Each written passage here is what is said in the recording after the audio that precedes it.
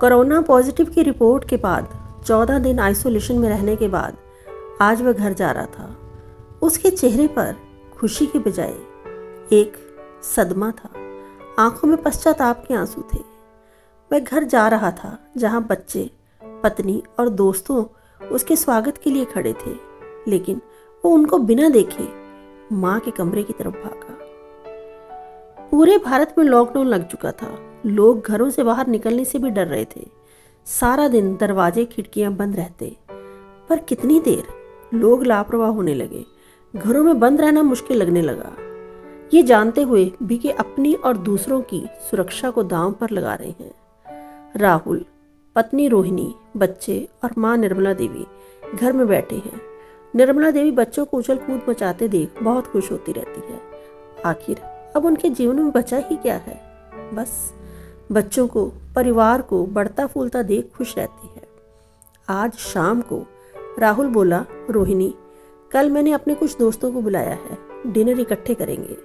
तुम अच्छी तरह खाना बनवा लेना, खुद भी और बच्चों को तैयार कर रखना। दोस्तों की पत्नियां और बच्चे भी आएंगे।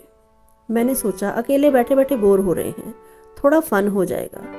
रोहिणी खिल उठी, बच्चे भी नाचने लगे। परंतु एक रोहिणी बोली, पर तुम्हारी माँ का क्या करेंगे? थोड़ी थोड़ी देर के बाद कमरे से निकल झांकती रहती है। कल ही मेरी फ्रेंड्स चाय पर आई, हम सब खूब फन कर रहे थे कि एकदम माँ जी पानी पीने के बहाने आकर ताक झांक करने लगी। और वो चालाक मालती बोली, माँ जी इतनी कमजोर क्यों हो गई हो? क्या बहू सेवा नहीं करती, खाना वाना देती है या नहीं? मेरा तो कलेजा फूक गया। घर में तो कभी अपनी सास को पानी भी ना पूछा हो, और यहाँ मेरी सास की ज़्यादा फिक्र कर रही थी। स्टूपिड। फिर रोहिणी बोली, क्यों ना माँ जी को ऊपर वाले कमरे में शिफ्ट कर दें। राहुल को पत्नी की बात को ना कहना आता ही नहीं था। बोला, ठीक है। नौकर को बुलवाकर माँ जी को ऊपर वाले कमरे में डाल दिया गया। बेचारी बूढ़ी औरत कहती रही, बेटा मैं ऊपर कैद होकर रह जाऊंगी, नीचे थोड़ा गेट के बाहर देख लेती हूँ। पर वहाँ सुनने वाला कौन था? एक बेल कमरे में रख दी गई ताकि जरूरत पड़ने पर वह आवाज़ लगा सके। कल शाम दोस्त और उनके परिवार वाले आ गए। फंक्शन, डांस, शराब, बातें जोरों पर थी। इतने शोर में बेल कौन सुनता? बुढ़िया बेचारी भूखे पेट सो गई। अगले दिन भी सब आराम से 11 बजे उठे, तब कहीं जाकर बेल की आवाज़ कानों में पड़ी। नौकर को ऊपर भेजा, माँ जी चाय नाश्ता मांग रही थी। नौकर सारा सामान दे आया।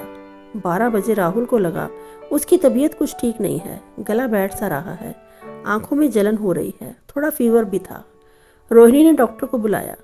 डॉक्टर ने देखते ही कहा, कोरोना टेस्ट करवाओ। रिपोर्ट पॉजिटिव आई। खुशी का माहौल गम में बदल गया। राहुल को 14 दिन बिना किसी सुविधा वाली जगह पर आइसोलेशन में रखा गया। खाने की थाली भी बाहर से सरका दी जाती। आज 14 दिन के बाद राहुल कोरोना नेगेटिव की रिपोर्ट लिए काउंटर पर खड़ा था। उसके चेहरे पर कोई खुशी ना थी। वह एक गजेटेड ऑफिसर था। बड़ी सी गाड़ी उसे लेने आई थी। मित्रों, रिश्तेदारों के फ़ोन आ रहे थे उसे बधाई देने।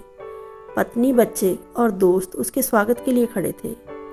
राहुल गाड़ी से उतरा, बिना किसी को मिले या देखे सीधा वो माँ के कमरे की तरफ भागा और माँ से लिपट फूट फूट कर रो पड़ा।